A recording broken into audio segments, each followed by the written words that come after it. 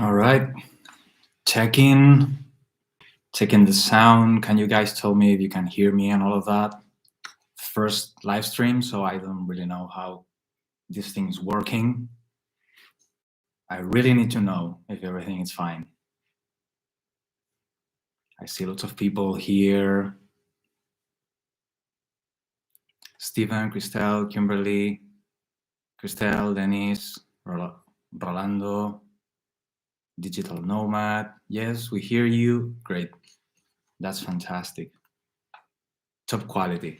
Fantastic. Well, I have this new microphone that I've been using for the videos, and I think it's very cool. But I didn't know if it works the same with the live streams. But apparently, it's working. So wow, there's lots of people. I'm really amazed. So hello everyone for being here. This is quite amazing, especially because we started this YouTube channel, meaning for real, with the online course, and that was like a month ago. And we have been having lots of support, and it's quite amazing. So we have people from all over the place. Reggie, hello. Uh, Scott, hello from Minnesota, India, Singapore. This is quite amazing. I'm hi from Germany, from Paris. This is brilliant. I'm Portugal. Thank you so much, guys. This is quite amazing. So I would like to say hello to everyone, but this goes very fast. Hi from Iran, Canada, India, Spain, Hong Kong, El Salvador. This is fantastic. I'm getting nervous even, but I will try to do my best. And yeah, Tucson, Arizona. I was there like 3 months ago. A brilliant place, super interesting. We did a crazy thing there. I shared a couple of pictures in my Instagram account about the people that does this car thing. I don't know how you call it, the racing and stuff. Is quite interesting. United Emirates. Where are you? I'm in a small Balearic island in Spain that's called Minorca. Almost everyone knows about Mallorca or Ibiza, which is part of the same archipelago. Archipelago, I don't know if it exists in English. And yeah, it's where Christelle and I, who is the other half of the Raw Society, besides the members and all of that kind of support that we have as well. Both of us, we live here in Menorca. So when we are not traveling around the world doing workshops or stuff photography related, we are here in Menorca, just getting ready for stuff. For example, in a couple of weeks, we're going to Cuba to host a workshop there, and also we're going to do a personal project that hopefully is going to be very interesting. Carrie, hello from New Mexico. Hello. Sanda, hello. This is quite amazing, I have to say. So thank you very much, guys. Once again, I will try to follow the whole question thing here in the chat. I also have, because I put it in my Instagram account and in the community tab in YouTube, all of my email, so you guys can send me the question. I have quite a bit of them. I didn't put all of them because some of the questions are the same, basically. So I try to just synthesize a little bit the whole thing, not make this super long and boring, but I will try to make it fun. And everything that you want to say, type it in. I will try to follow this thing as best as I can. Magnum, hello from Brazil. There are some names that I know already from the comments and stuff like that. So thank you very much for the support in the videos. Again, it's quite amazing, to be honest, and it's very cool. All right, so I understand and I hope that almost all of you guys know what is the Raw Society thing, and because we have been trying to explain in the YouTube channel, also on Instagram for you guys that are following us here in those platforms. Also, we have the website and the members that loads of them are here watching this live session. I'm going to explain very fast for the ones that you don't know what's going on with the Raw Society. So Crystal Enquist, who is my better half, creative partner and boss, and we founded the Raw Society in 2016, and it's all about creating community around street travel and documentary photography. So we host workshops around the world. They will go to places like Cuba, Nepal, Morocco, and things like that.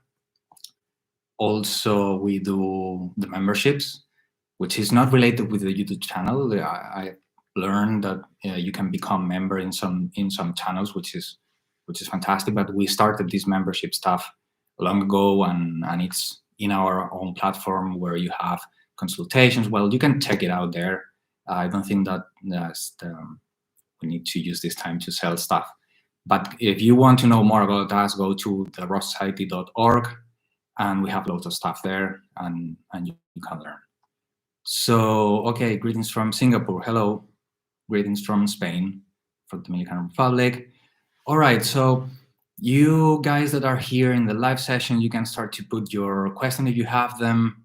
I'm going to try to answer everything as honest as I can and with my knowledge.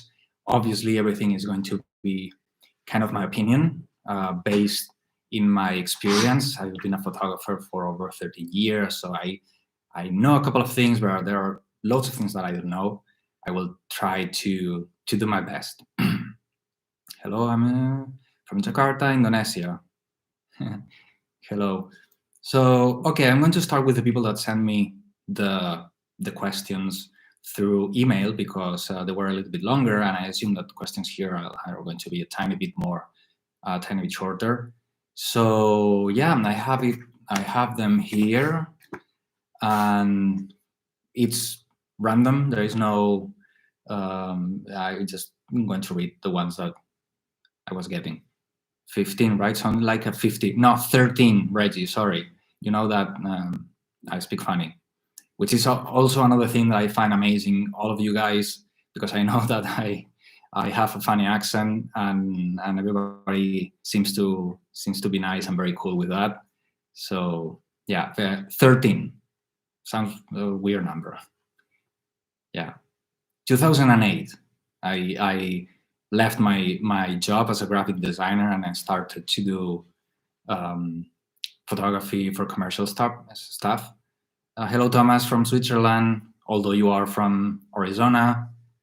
Yeah, so I left my work like a normal graphic designer in a studio thing, and I started as a freelance photographer, obviously doing more stuff around fashion and things like that because I had the connections because of the studio. I think this light is kind of annoying, the reflection in the glasses, maybe. Okay, yeah, it's very annoying. And from there, I started to fall in love with traveling and all of those experiences. And I understand that most of you like that kind of way of life that now we call with different labels as street photography, travel photography. And we are going to talk about that kind of label things later, because I think it's quite interesting to say some things, talk about terminology, and to talk in the same way. All right, so Freitas Photoblog. It's difficult to me to find extraordinary in my city. I know almost everything here. Do you think I need to move to somewhere else to start seeing new things and perhaps get a new perspective? I'm going to talk about that, so don't worry very much, because it's a great question. I know that lots of photographers tell you that you can do whatever you want in your own city, and that tends to be true, but also going to different places is going to give you fresh eyes in things. You are going to be amazed, and obviously inspiration is going to be everywhere. But definitely you can do stuff in your own city. But we're going to talk about that later. So I want to start with the questions because I don't want to forget about them, and I tend to ramble. and go por los cerros de Úbeda, like we say here in Spain. So Wayan Barre, because I think he's French, says, "Hi Jorge, I've been following the Raw Society for quite some time. Great work. Your youth times is very inspiring. I'll be leaving my country, France, to live in New Orleans, Louisiana, by next summer. I like to take this opportunity to quit my job and get seriously into photography, especially street, maybe a bit of weddings. My question is, what tips would you give in order to get into street travel photography for a living, making money out of it?" That's a great question. I have several questions from people asking me this kind of thing, and I'm going to read the other one that is related, and it's a little bit different. So all of you, the rest that has asked me about this going pro in documentary photography, I'm going to talk about it more or less all together. But someone, Roshan from Mumbai, India, asked me something similar. He has a sales professional in India, earning well, but he wants to go pro as a photographer, but without taking an influencer path or starting a YouTube channel. So there is a little bit of a difference there, and I find it very, very cool. So let me first say that if I can be a professional photographer, everybody can. This is something that is the truth. There are many paths that you can follow. Obviously, when you want to become professional, if you want to live from street documentary photography, all of these things that are a little bit more. It's not photojournalism. It's not fine art. It's a little bit in the middle, in between. One of the first things I will tell you is that you have to take loads of paths at the same time. One of them, trying to publish things in magazines, for example. It's a good thing, although they don't pay very well, but they give you some kind of cachet if you want to go in this other path, which is probably selling prints and stuff like that, or getting hired to do commercial work with your own voice as a photographer. But what happens is that we tend to look for what others are looking for first. And I think that the first step that you should have when you want to become a professional photographer, in our kind of photography, I mean, is that you should first find your audience, if that makes sense.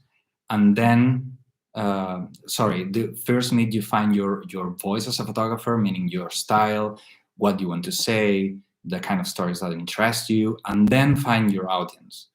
People usually go the other way. People usually try to find an audience, being in social media, in YouTube, for example, doing cool videos or not so cool videos, and stuff like that, and then adapt their style, their voice as a photographer into that audience. And that's very complicated because, especially with social media, there are trends and things that are going to get out of fashion, right? So when that happens, all of the effort, all of the portfolio that you already have is going to be out of fashion or something like that, you know. So it will be great to first figure out what you want to say as a photographer, how you want to say it, what kind of photography are you going to do, and all of these kind of things. It's quite basic.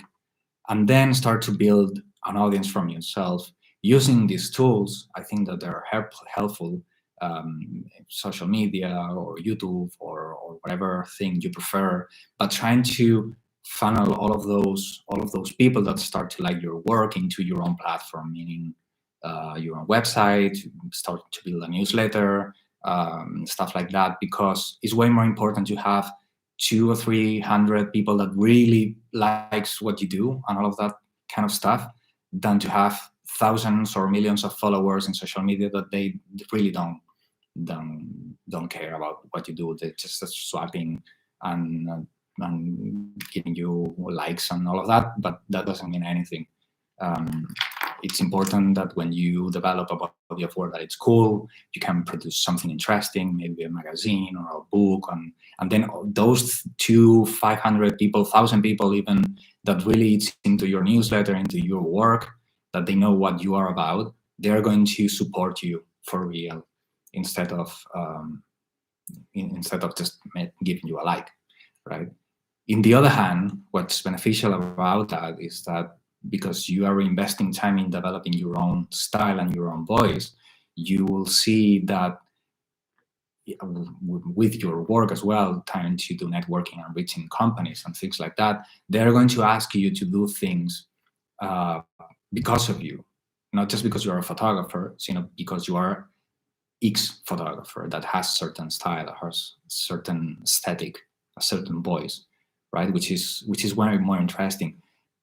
The thing of what side job do you want to get, that's obviously on you. If you are interested in doing weddings, that's perfectly fine. If you want to work for magazines a little bit more, that's perfectly fine.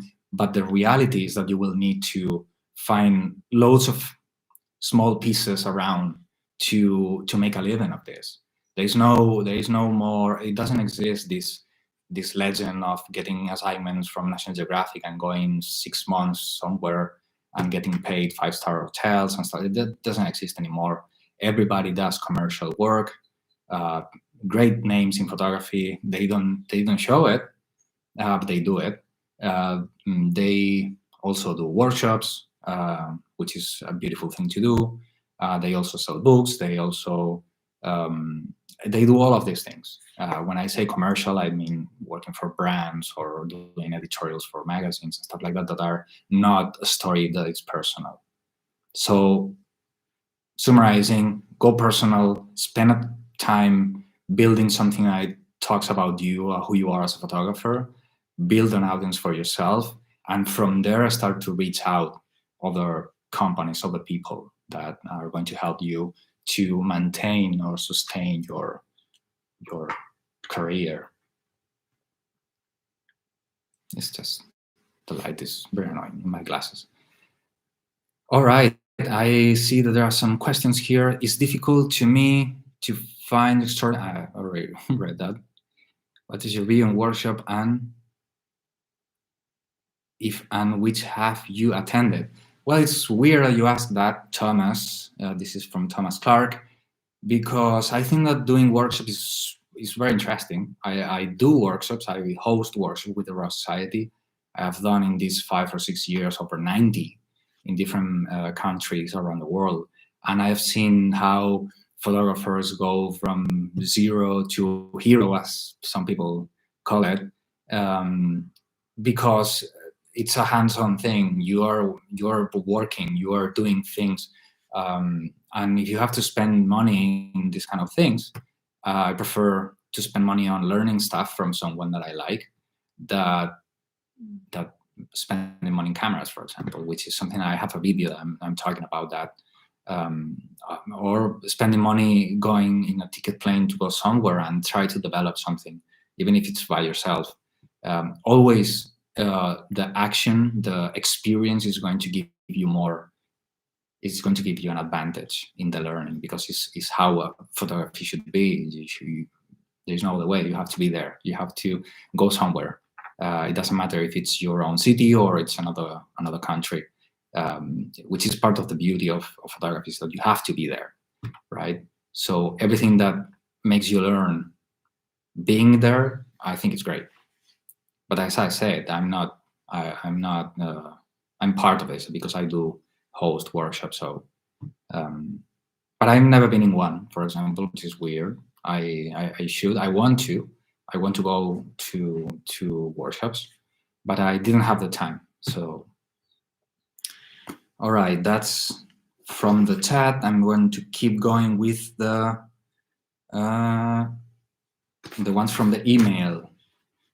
So I have, hi Jorge, my simple straightforward question is, if I were to pay for a trip for you, where in the world would you go, and what camera and lens would you take? That's interesting. If it's for real, let me know, because I can tell you right now. For myself, it will be my Fujifilm X Pro 3 and a 35 f2, and Asia, Vietnam, or Nepal. Well, Nepal is one of my favorite places in the planet, so that's a great choice. Over to you. What is your first location on camera and one lens? Will you to go and gear to take? Eagerly awaiting your answer. Regards, Simon. Currently in Laos. So that's a good question. I will take the camera that I have at the moment, which is an X Pro 2. Let me check this thing. We'll take the camera that I have. If I have to buy another one because you're paying for it, maybe it would be the X Pro 3, for example, because I like Fujis. And about the lenses, well, the country will be maybe Nepal. I've been there several times, six or seven times. One of my first assignments for a magazine was there, and is where all of this raw society started, actually. So I really love the country and the people, and I always enjoy going there. It's a brilliant place, not very well known. I think it has lots to offer, and I recommend to everyone to go, for sure. About the lenses, that's a tricky question, actually, because I know that almost all photographers tell you that you have to choose one camera, one lens. And even me, I say that kind of stuff. Choose one camera, one lens, and go with that. But the problem is that if you're a beginner, if you're starting, that's great, because you learn the distances, you develop a language through your lens and how to compose with that. So you get muscle memory on how to frame and all of that kind of stuff, which is the reason why almost all of us tell you to get just one lens. But if I'm working, for example, I usually go with a 35 or equivalent, will be 23 in Fuji speaking. But I will never go just with just one lens, for example, because it's although I have to say probably I will do 80% of my work with a 23 or 35 in full frame. There is always something that needs another lens. For example, if I want to do portrait, talking about telling stories, stuff like that, you can do a portrait with a 23, of course. But in my case, I think you are more complete when you know how to manage different gear, different tools to develop a story or a body of work.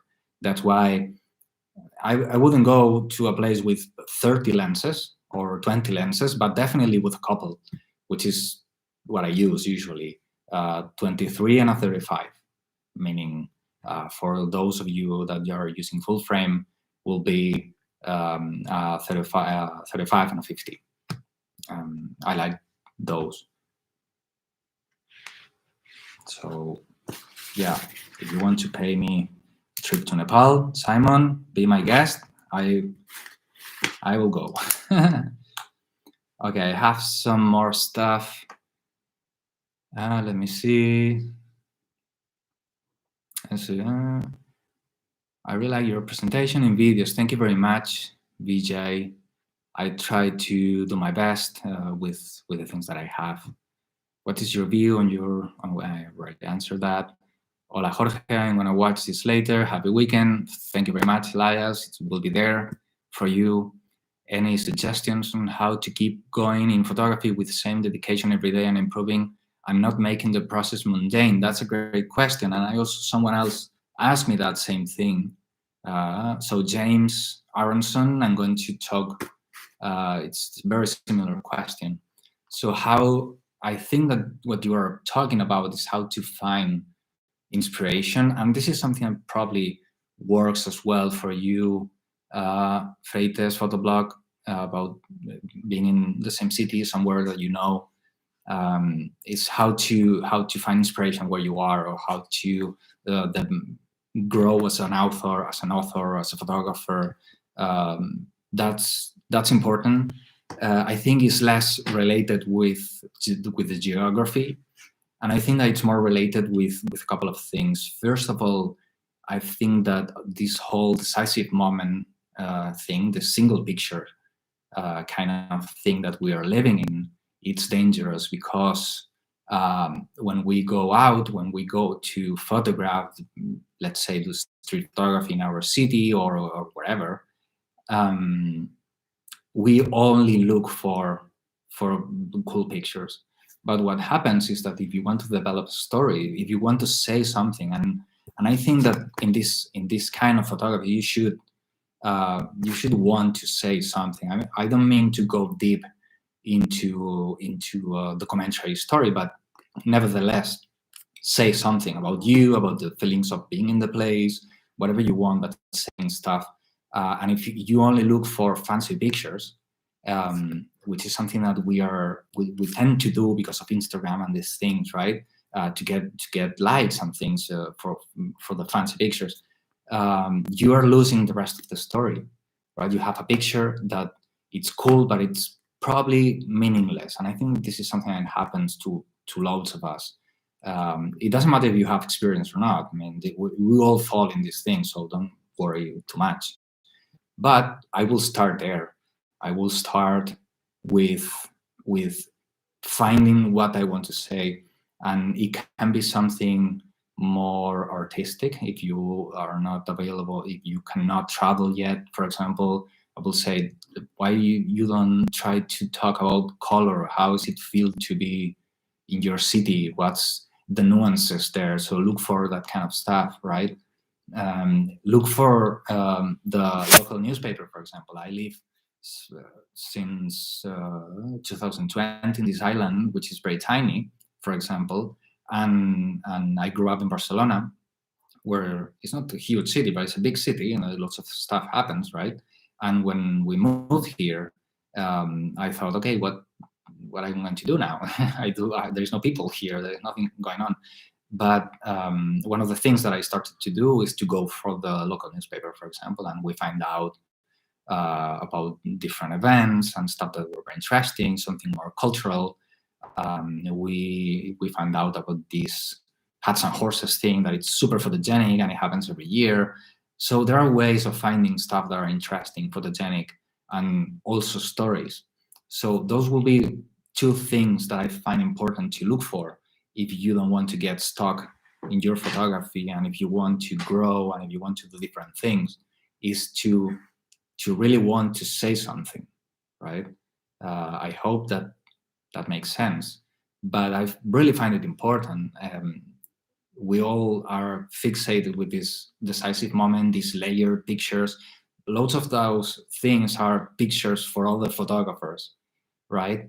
But remember that photography, it's a medium of expression, that it's to explain stuff, right? And usually we do pictures for people that are non-photographers, so they are not going to care a lot if you have some super cool technical thing in your picture, or the layers are fantastic. That's something that catches their attention maybe, but they are not going to really understand what's going on technically, like a photographer maybe does, right?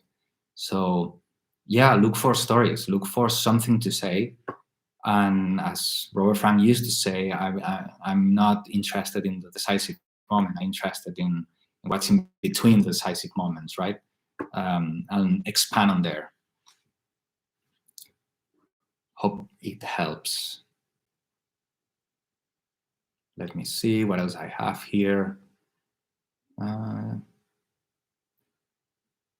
Suggestions, greetings from Bali, Indonesia. Hello from Sweden. Hello, where am I? And how did I get here? I don't know. Street photography is too dangerous in LA. Photographers are always getting jacked here in LA.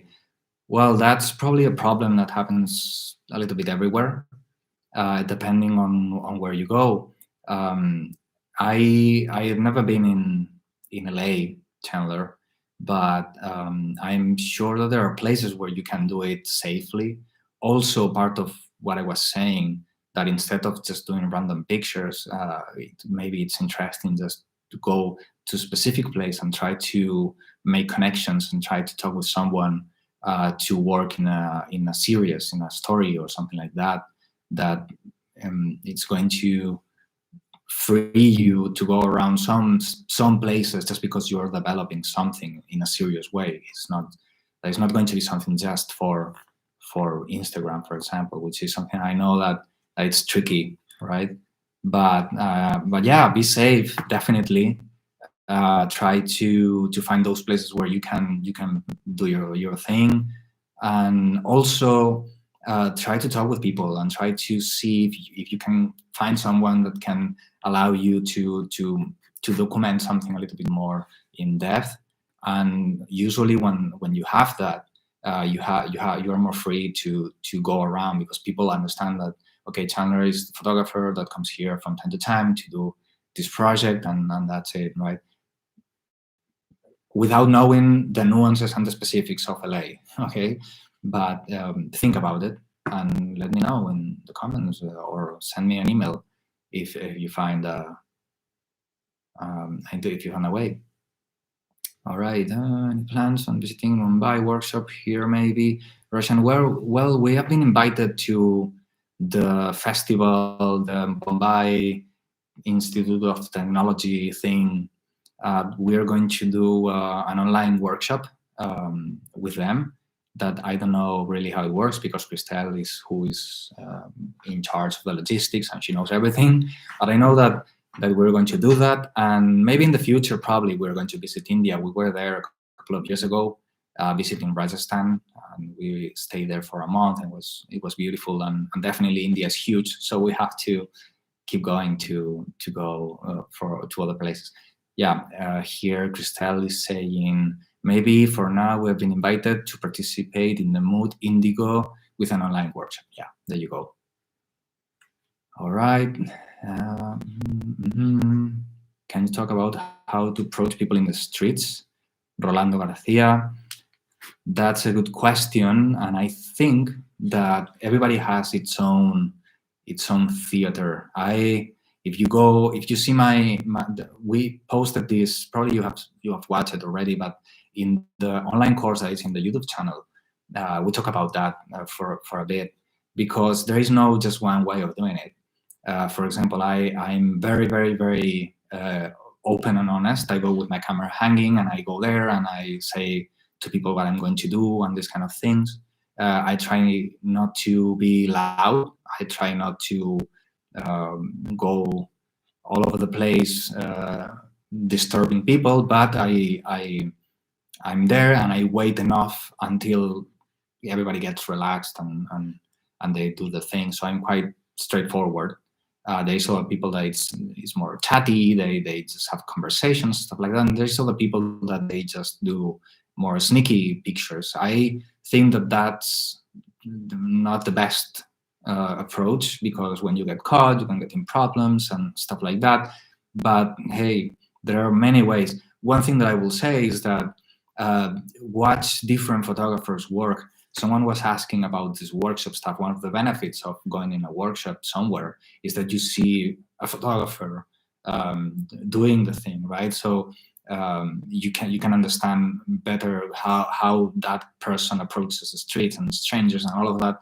But also there are plenty of videos in YouTube with great masters doing street photography or work in the field that are going to help you to pick stuff from different people that are going to fit your personality as well, which is important, right?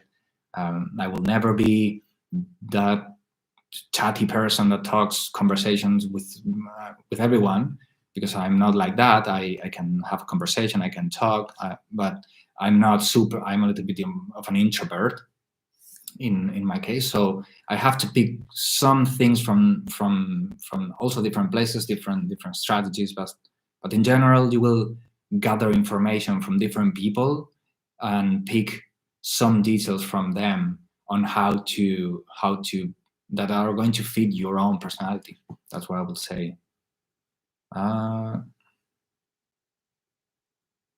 Thibault, how do you get back to street photography after these hard times? Well, doing it.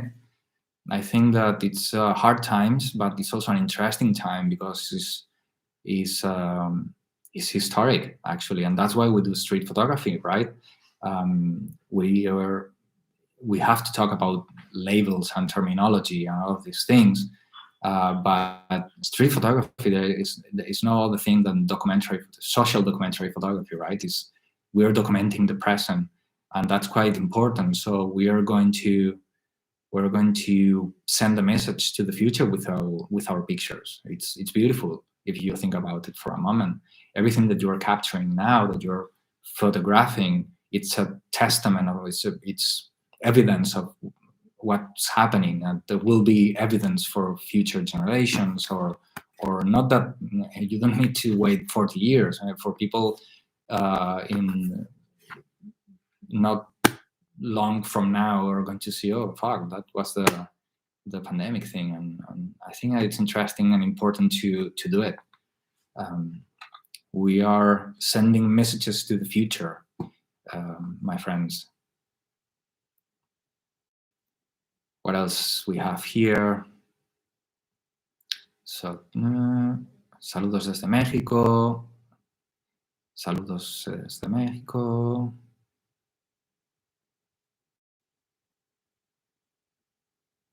This is a cool question, because I have other one that I'm going to I can say that I don't need to answer, because 3 or 4 of you asked me the same thing.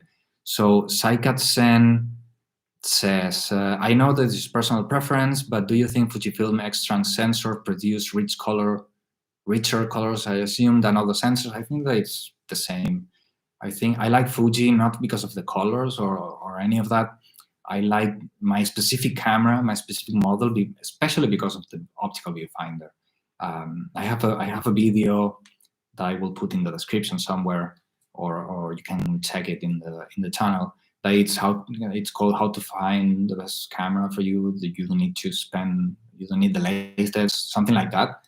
And basically, I like some specifics of a camera. In this case, Fuji is one of the only cameras that I can afford and has the optical viewfinder that I enjoy using. It has great benefit for me. So, but I think that you can do pretty much everything with any camera.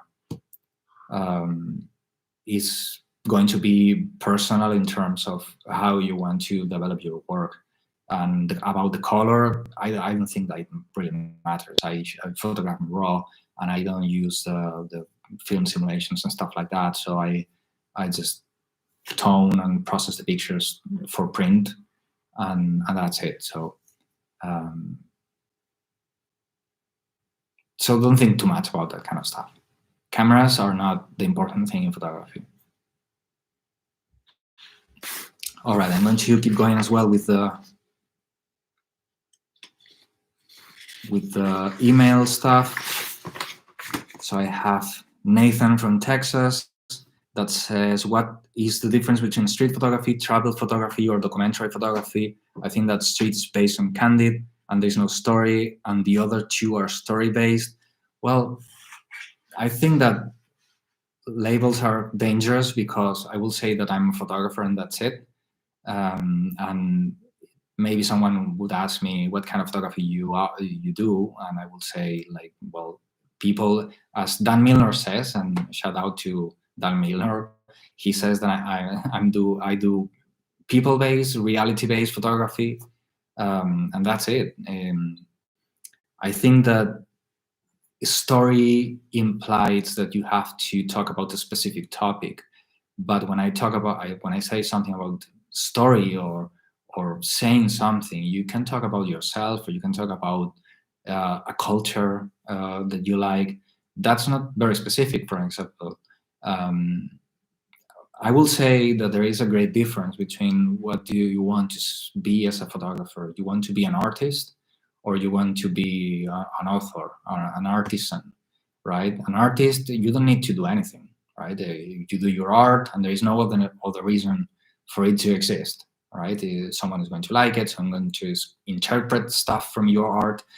But documentary, street, all of this people-based, reality-based photography, I think that there is something there to share, to ask questions, to say something to people, right? What is that something? Well, I don't know. I'm interested in different things. My kind of photography is very related to traveling. Obviously, it's what I love to do. But not only the geographical travel that I like, it's also the interior trip that you have when you travel, right? There's the people that you met, the stories that you find, the experiences that you have. It's sometimes a story can be about that, and sometimes a story can be about an opening of a monastery somewhere in Nepal, right?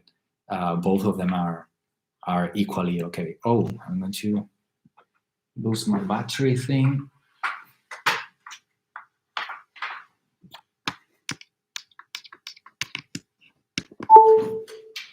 There you go. All right. I hope you guys are having fun and are answering interesting stuff. Let me see if I can find more interesting stuff. Okay, more from the chat. There's lots of stuff. Stylianos, greetings from Greece. I would love to see my country filmed by you. I would love to go there. A beautiful country.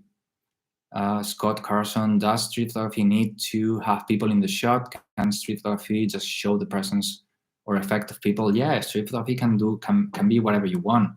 I don't think that needs people per se. I think that needs to say something. If you can develop a project or a series that talks about a thing without people, that's perfectly fine. But the point is to say something, right? And can be more interpretative if you don't have people in the pictures. It can be, as I said, interpretative, which is perfectly fine.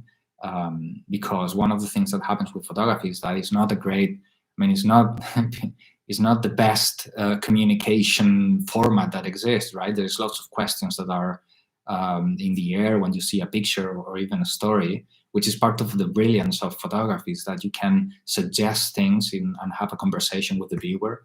You say up to a point, and the other person needs to interpret or research a little bit more about what you do and all of these things. So it's beautiful, and you can do photography in the streets without people. Obviously, it's going to be.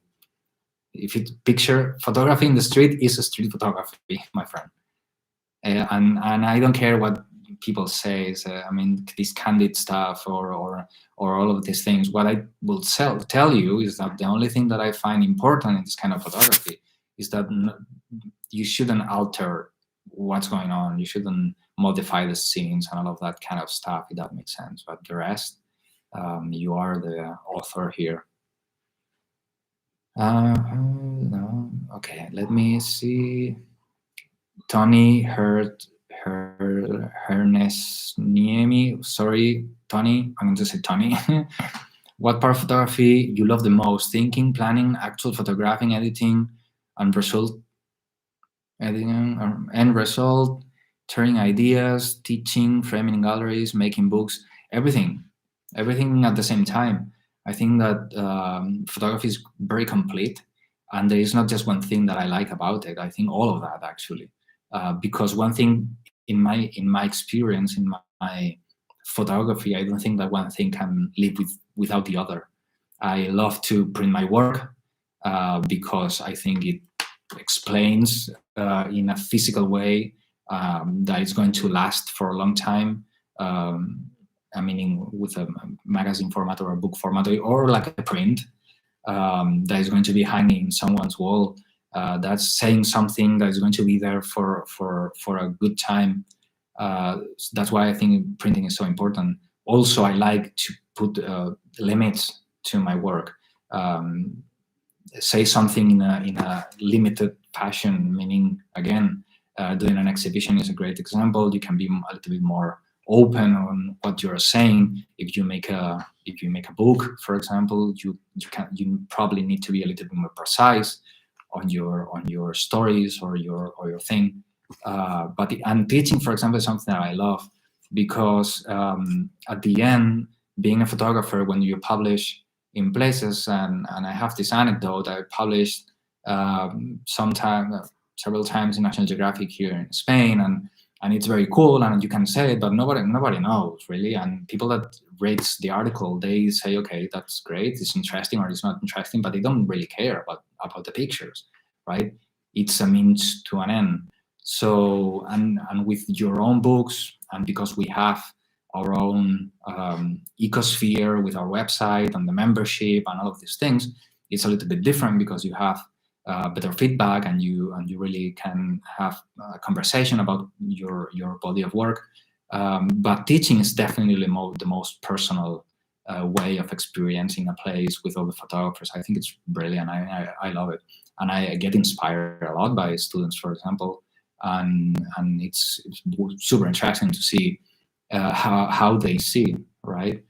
When we go to the same places, the same time of the day, they see things that I don't see, and vice versa, which is great. Inspires me a lot. So I will say everything, Tony, not just one thing. I think it's a very complete way of life, photography. Okay, let me go to the email stuff.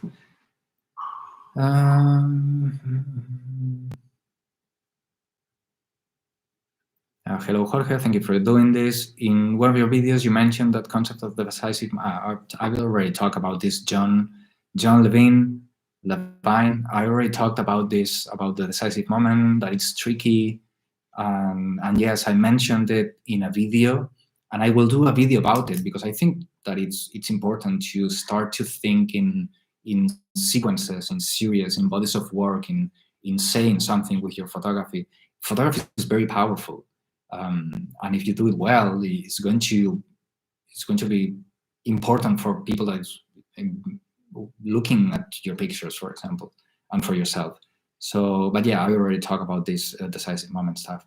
So Farre Photo, hola Jorge, I wanted to ask you about photographers that inspires you and that uses 50 millimeters. I would like to learn from authors that uses that focal length, and if it's possible, black and white photographers. Good question. Photographers that inspires me that uses 50 millimeters. I think that there are lots of them. Obviously, Cartier-Bresson, Elliot Erwitt. I have some of them here. Bruno Barbey. I will tell you Samuel Ara. This is 50 millimeters full frame speaking. It could be 35 in APS-C or 80 in medium format, which is the reason why I'm saying this is because a great photographer and friend that I like a lot, and he uses quite a bit of 50 in a medium format, that it's an 80, will be Samuel Aranda. He does beautiful work and very deep and very interesting. Jose Manuel Navia, because I think that you're here from Spain, and Jose Manuel Navia is very well known by the use of the 50, actually, which is very cool. I'm preparing a video about the difference between a 50 and the 35, and why maybe you should use both. But that's for the future, and if you're interested, let me know, because I think it's interesting. Because I don't think that needs to be one or the other. I think that you can go with both. Okay, let me check this. Snaps Mike says, hi Jorge, I have seen that you use Fuji cameras. Are you an ambassador or something like that? Do you think that Fuji cameras are better than other brands? Well, I think I talked about this a little bit. I'm not ambassador, or I want to be. I don't want to be an ambassador of any camera. There is, and I like the idea of not spending money in cameras. So if a brand wants to give me one, I will hesitate, obviously. But the whole idea of being an ambassador, it's complicated because we have over 100 members in the Raw Society, and we are going to have more. So the problem is that I want to be honest. When someone asks me about camera gear and these things, especially people that is starting in this journey, well, I think that Fuji cameras are great, for example, but it's not the only gear that I use. I have used Nikon for many years. I've used film cameras as well. And I don't want to interfere, or I don't know how to say this, how to influence someone just because I feel forced by being an ambassador. So I think that the strength of the community, of the society that we have, is the honesty that we share, and the interest and the transparency. And I wouldn't like to change that. So I'm not an ambassador. Yeah, it just happens that I like photo cameras for the moment. So I'm going to check that part. Have more stuff here in does range. This is Russian. Does rangefinder style camera really better suited for street photography, or it's just personal preference? I think it's absolutely personal preference. I like the small mirrorless cameras to start, right? But I never got used to the electronic viewfinder, for example. So yeah, I like the optical viewfinder because I mean, the only one with an optical viewfinder that is not reflex with this smaller factor, which is in the mirrorless, is the rangefinder style cameras, Fuji X Pro 2, X Pro 3, or X Pro 1, or whatever, or X100, because I never got used to the electronic stuff. And yeah, I think it's just a personal preference. I don't see a great difference for anyone. I particularly like see the frame lines, right? So there are people that says, you can see outside the frame lines. Well, up to a point. It's not that you are seeing everything else, and you can foresee what's going to happen. I mean, there is a little bit of that, but I like it. There's no more benefit than that, I think. Sakatsen, thanks for the answer. Daniel, hola amigos, espero que regresen a México pronto. Les mando un abrazo, Daniel. Many hugs.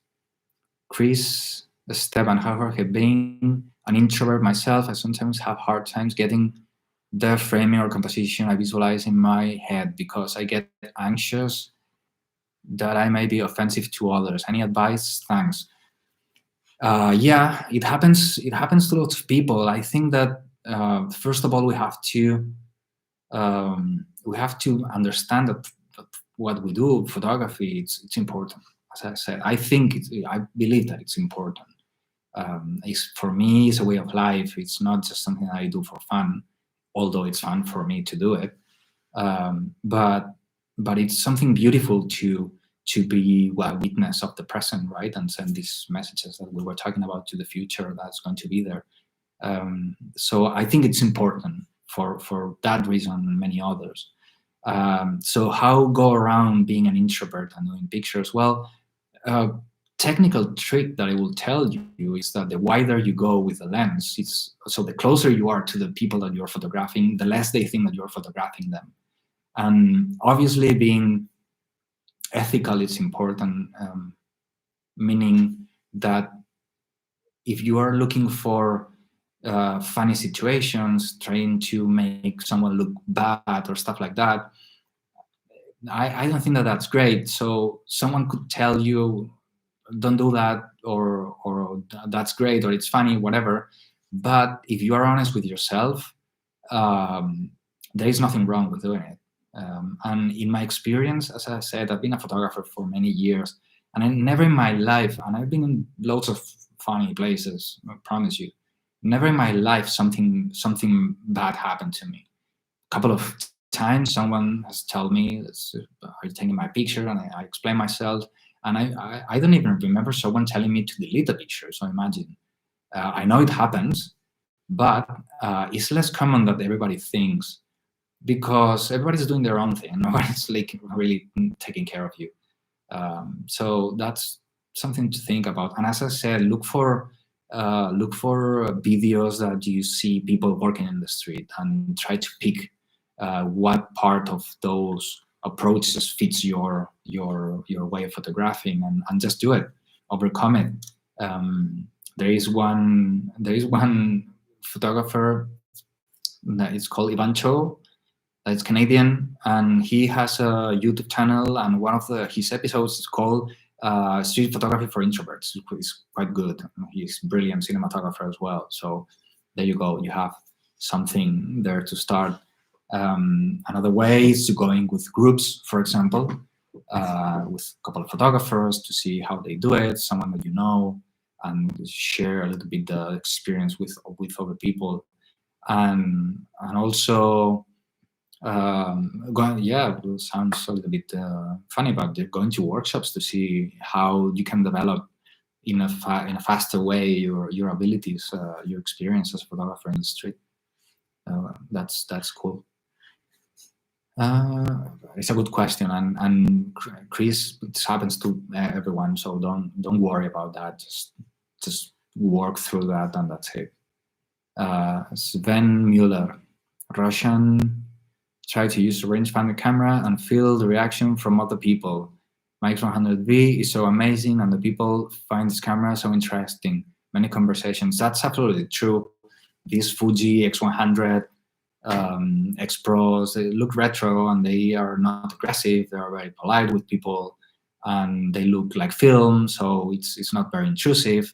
And people that look at you with that thing, it's like, oh, it's a film camera. So you can start a conversation that it's quite polite.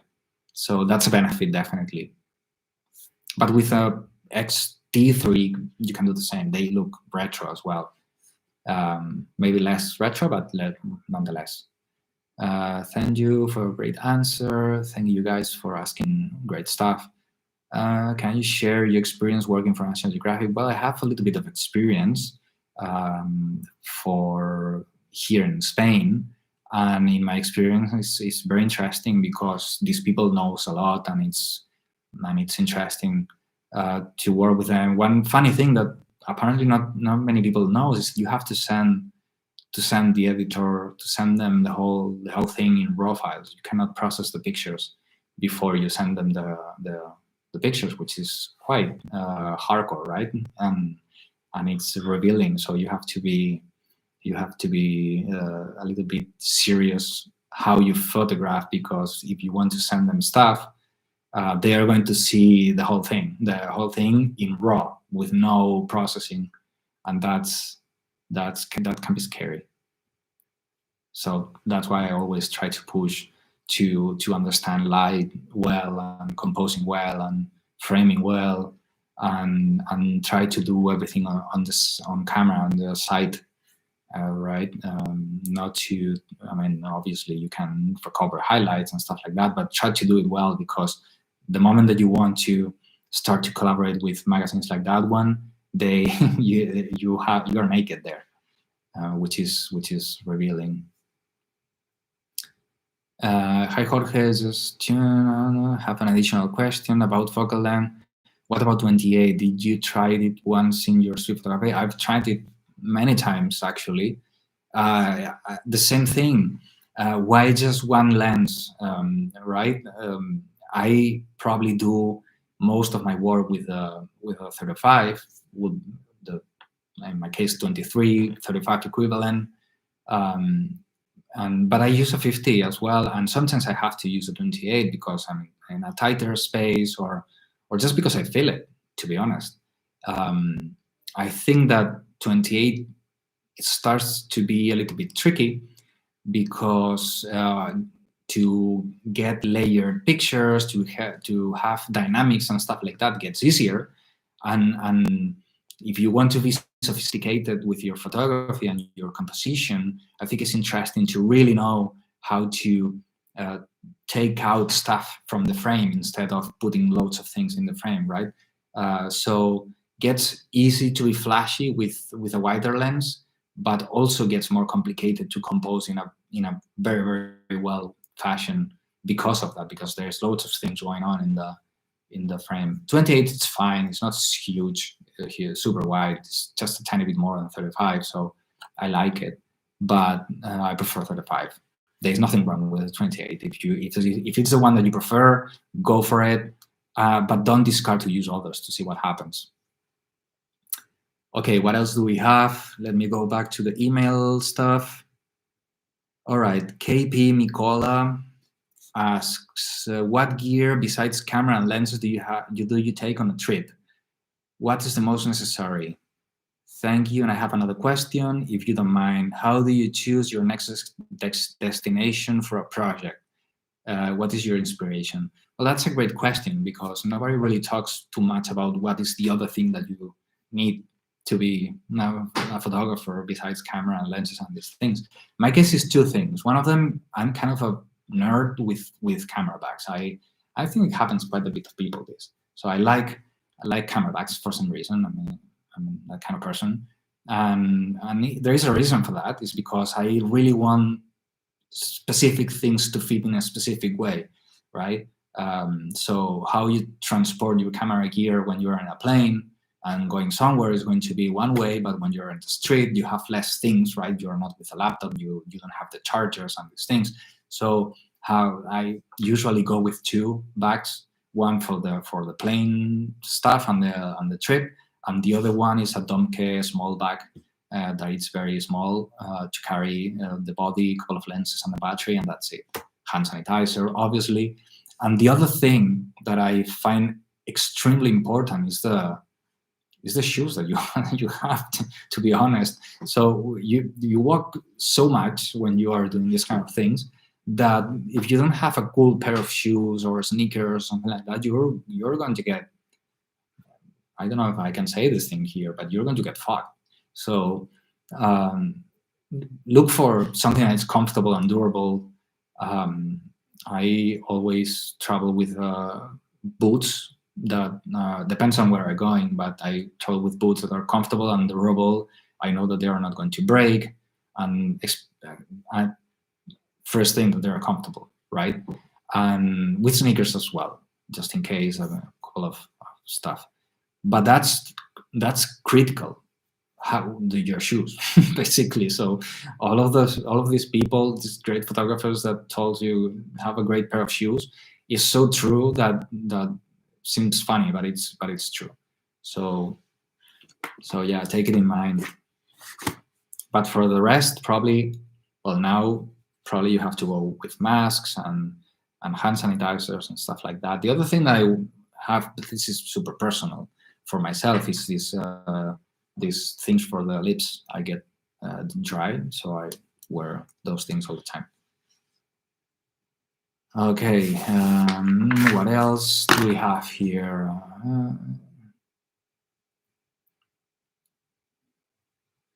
Chris Esteban, really appreciate your answer. Do shoot with 21. Thanks, Crystal, for the name. Okay, I think that we are about to. We have everything answered, and yeah, this is an hour, and has been great. I think that everybody loved this session. If you have more questions, there's one about inspiration. Where is Christelle? The producer tells me that there's one about inspiration. Let me find it.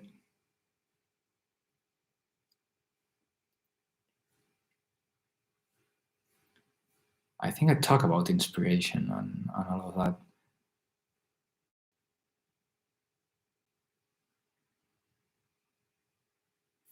Well, I don't know exactly. Is the light the most important thing in street photography? If you have to choose just one factor, how any starter can find the proper light for the scene without missed action, saving time? Light is not the most important thing. It's one of the three pillars. It's light, composition, and moment, right? If you don't have one of those things, you can have an okay picture, but if you are looking for a fantastic picture, for great pictures, you have to have the three of them. There is no other way. So that's why great photography takes time, and now we're used to social media where we have to share all the time our work and stuff like that, and that's not how it works. If you want to have the level of someone like Alex Webb, and you are seeing his Suffering of Light book, for example, that's 30 years of work. And if you listen to any interview that he has, maybe he says that he does like 1 or 2 pictures, great pictures a year. So you have to have all the 3 things and more, then story and all of that. It's in parallel, right? but nevertheless, you don't have a great picture if you have a good composition, an interesting moment, and just bad lighting. You're going to have a solid picture, maybe a good or an okay picture, but it's definitely important. Try to look for the three things. The great session, Scott Carson. Thank you so much for the great session. I'm looking forward to the next one. Thank you very much for being here, guys. This is great. Tell someone to pose for me on the street in street photography, or I need to do. I mean, if you're telling someone to pose for you, that's a portrait, and there is nothing wrong with that. Portraits are a key aspect in storytelling, for example, so it's a great thing to do. It's not going to be an action, it's not going to be a candid thing, but it's going to be a beautiful photograph, maybe. You need good luck and 30 years of your time. Well, yeah, something like that. No, you have to be patient. You have to be patient and know what you want to do, and not to get into this black hole monster of sharing everything, because that's impossible. There is no way. Tony, thank you. This was a pleasure to listen your thoughts. Thank you everyone. Thank you. Yeah, well, we're having more questions now. So, let me see. Well, a couple more questions because this is so much fun. So, what photo books you actually recommend, like the must-have? So, I don't know. There are so many that are great. I will tell you some from. I don't know. Really, there's so many. I will tell you to see more than street photographers. I will tell you to get something from Annie Leibovitz, from someone from something from Richard Avedon, to read something about from photographers. One of the most inspiring books that I've read was written by Robert Capa, for example. Slightly Out of Focus is absolutely brilliant, and that book inspires me more to do photography than to see all the people's work, which is super important. But there are many great masters, and yeah. Yes, well, I'm going to just answer a couple more. Russian, let me see. Sorry, I just got here. Do you already have ideas for your future videos? Yes, settings con. I have ideas for my future videos. I'm going to talk about this trap of the decisive moment. I'm going to talk about the different lenses, the 35 and the 50. In a couple of weeks, I'm going to Cuba, and we are going to make a video there that is going to be interesting as well. And many things. I want to do a video about inspiration, how to overcome some obstacles around that, and stuff like that. So subscribe, because apparently I don't say it enough in the video, so I can say it here. And yeah, so great session. Thank you. So the focus Robert Kappa, that's brilliant. Love your street photography course. It was fantastic. Thank you very much. We did it with lots of love. How many projects are you typically working on at one time? Forgive me if anyone asks this. No one asked this, actually. I can work in a couple of personal long-term projects at the same time, because long-term projects for me are not like a couple of weeks. I spend maybe a year, 2 years, 3 years in each project. So I can do a couple of them. In the meantime, I do commercial stuff as well, and more shorter things. When are you coming to Mauritius Iceland? Well, when you invite me, my friend.